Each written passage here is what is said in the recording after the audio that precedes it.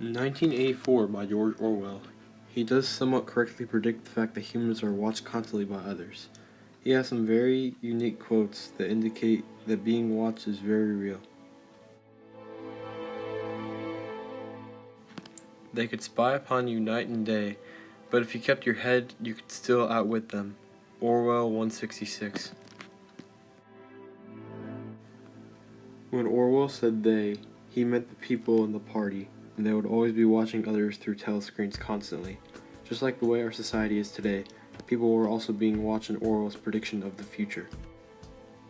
There is, of course, no way of knowing whether you're being watched at any given moment. How often, or on what system, the thought police plugged in on any individual wire was guesswork. It was even conceivable that they watched everybody all the time, Orwell 3. Orwell's prediction here can be correct sometimes as well, because oftentimes when people are watched by police forces, they don't have any idea about it, and they could also be under constant surveillance. Now, it isn't to the point where one simple thought can lead to a horrible punishment, or the fact that everyone is watched constantly, but since he wrote the book in 1949, people have been watched more and more under almost constant surveillance.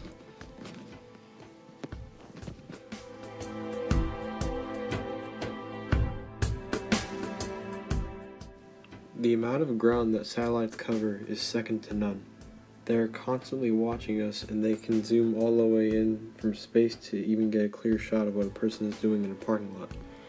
It is a scary issue that can make people wonder if they've ever been in an area under satellite surveillance. Chances are the answer to that question would be yes. According to an article from Newsmax.com, Orbital Insight in Palo Alto, California, was one of the first companies to build a business around the Cube satellite data, tracking activity in more than 260,000 retail parking lots across the country, track customer traffic, and monitoring levels of more than 25,000 oil tanks around the world. Those two numbers can easily keep getting higher and higher for years to come at the pace our society is currently growing at in terms of how much technology we are using. The world as a whole will start using more and more tech every single year, and it is likely that more and more people will be under surveillance each year. And again, this issue can be very frightening because of this. In an article from National Geographic, a small example of what people are monitoring and how people are doing it says that facing the men is an immense display with 16 screens. It conveys live images from Islington's network of 180 CCTV cameras. In case you're wondering what Islington is, it's a borough in London, but that's besides the point. The point is that that station in London is one of probably thousands of places where people are being watched constantly. In an article from the New York Times, a very interesting point is made about how businesses cannot have advantages over other companies due to the fact that they are always being watched. It says, businesses will not be able to hide from competitors or regulators or watchdogs, said Mark Johnson, chief executive and co-founder of Descartes Labs, another satellite information startup. They need to realize that their traditional competitive advantage in information will be available to everyone.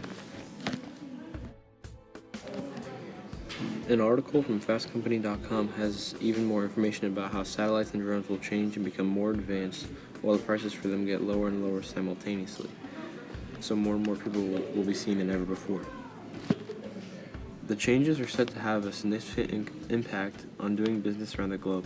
Perhaps more importantly, there are serious questions that will need to be addressed about how we navigate a world in which more information is public than ever before.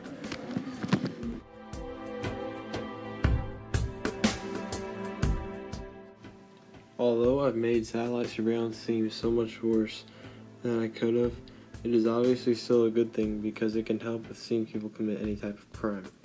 My prediction and hope is that it gets better in terms of camera quality and like how good the cameras are in general, but if possible, I'd be curious to find out if people actually knew what they needed to monitor. For example, it would be crazy if the only places that were watched would actually be worth monitoring.